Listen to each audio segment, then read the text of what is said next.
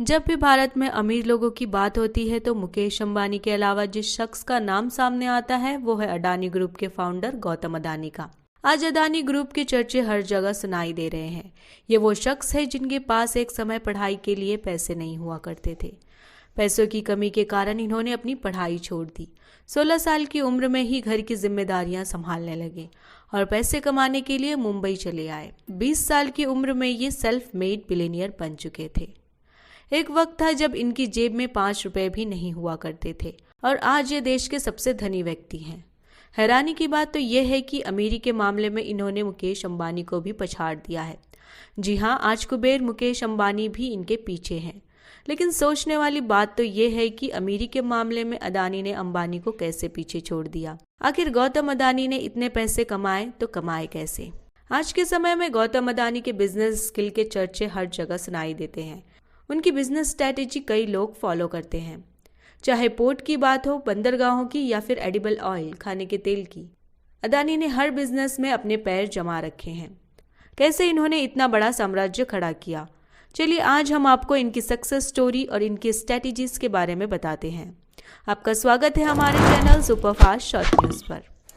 गौतम अडानी का जन्म 24 जून 1962 को अहमदाबाद के गुजराती जैन परिवार में हुआ था। भारत के कई उद्योगपतियों की तरह गौतम अडानी को व्यावसायिक साम्राज्य विरासत में नहीं मिला है। गौतम अडानी के परिवार की आर्थिक स्थिति अच्छी नहीं थी। परिवार की खराब आर्थिक स्थिति को देखते हुए गौतम अडानी ने पढ़ाई छोड़ दी और जेब में केवल 100 रुपए लेकर सपनों की नगरी मुंबई पहुंच गए। मुंबई पहुंचकर गौतम अडानी एक डायमंड कंपनी में काम करने लगे। उन्होंने महिंद्रा ब्रदर्स की मुंबई शाखा में नौकरी करना शुरू किया। हालांकि गौतम अडानी मेहनती और प्रतिभाशाली थे। यही कारण है कि वो बहुत ही जल्द व्यापार के नियम और बाजार के बदलते ट्रेंड्स को समझने लगे। व्यापार को अच्छी तरह से समझने के बाद गौतम अडानी ने नौकरी छोड़ दी और मुंबई के आभूषणों के सबसे बड़े जवेरी बाजार में अपना खुद का डायमंड ब्रोकरेज स्थापित किया। अब अडानी के पास पैसे भी थे और अब वो दूसरे बिजनेस में हाथ आजमाना चाहते थे। उसी समय गौतम अडानी के बड़े भाई मनसुख भाई ने अहमदाबाद में प्लास्टिक की एक यूनिट लगाई और उन्होंने गौतम अडानी से कहा कि वो इस कंपनी को संभाले। उस समय प्लास्टिक को बनाने के लिए पॉलीविनाइल क्लोराइड की जरूरत पड़ती थी। देश में कुछ छोटी मोटी कंपनी ही थी जो पॉलीविनाइल क्लोराइड सप्लाई करती थी। गौतम अडानी को प्लास्टिक बनाने के लिए बाहर से पॉलीविनाइल क्लोराइड इंपोर्ट करना पड़ता था। ये सिर्फ उनकी ही प्रॉब्लम नहीं थी। भारत देश की कई ऐसी फैक्ट्रियां थी जो बाहर से पॉलीविनाइल क्लोराइड इंपोर्ट करती थी। तब गौतम अडानी को इस प्रॉब्लम में एक अपॉर्चुनिटी नजर आई। उन्होंने 1986 में अडानी एक्सपोर्ट कंपनी की शुरुआत की। अब इस कंपनी के जरिए गौतम अडानी ने देश की हर छोटी मोटी फैक्ट्रीज के लिए पॉलीविनाइल क्लोराइड इंपोर्ट करना शुरू किया। देश में जो भी पॉलीविनाइल फैक्ट्रीज थी वो सभी गौतम अडानी से पॉलीविनाइल क्लोराइड खरीदने लगी। गौतम अडानी का ये बिजनेस पूरी तरह से फल फूल रहा था। तभी अडानी ने अडानी एंटरप्राइजेस की स्थापना की, जिसके बाद पॉलीविनाइल क्लोराइड के साथ साथ वो मेटल, एग्रीकल्चर और टेक्सटाइल को भी एक्सपोर्ट इंपोर्ट करने लगे थे। 1995 का वक्त आ गया था। 1995 का एरा अडानी के लिए गोल्डन एरा साबित हुआ।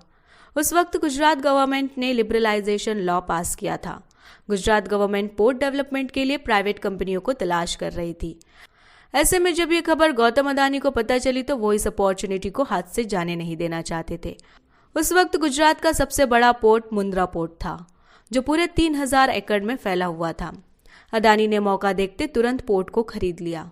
पोर्ट को खरीदने के बाद गौतम अडानी ने पोर्ट्स एंड लॉजिस्टिक की शुरुआत की। अब देश की जितनी भी कंपनियां थी वो इस पोर्ट के जरिए अपना माल एक्सपोर्ट इंपोर्ट करती थी।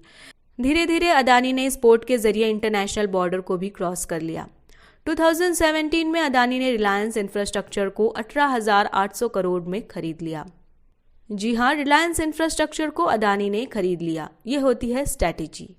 लेकिन गौतम अडानी यहाँ पर भी नहीं रुके। अब वो पावर प्रोजेक्ट में भी पैसे लगाने लगे थे।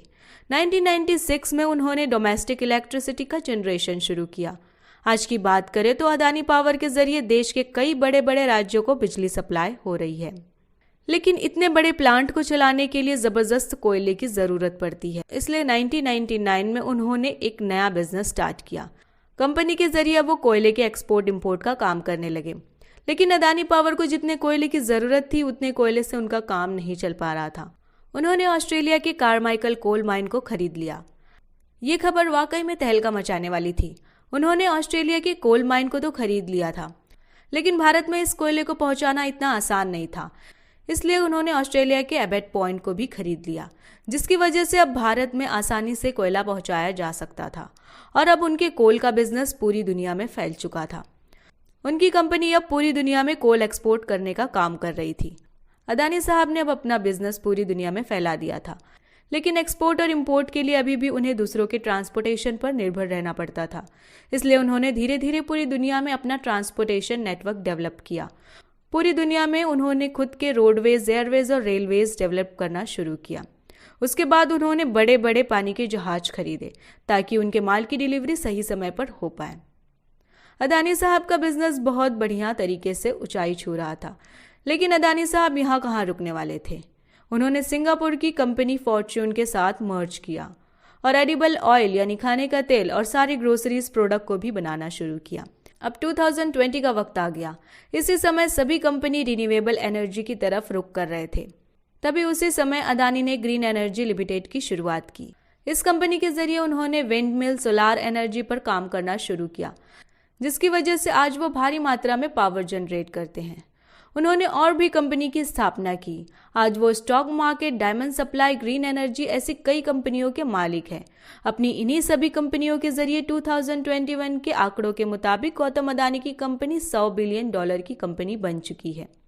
आशा करते हैं गौतम अदानी की ये जर्नी आपको पसंद आई होगी। अगर आपको कुछ प्रेरणा मिली होगी, कुछ सीखने को मिला होगा तो इस वीडियो को लाइक कीजिए और ज़्यादा से ज़्यादा लोगों को शेयर कीजिए। वीडियो में अंत तक बने रहने के लिए दिल से धन्यवाद।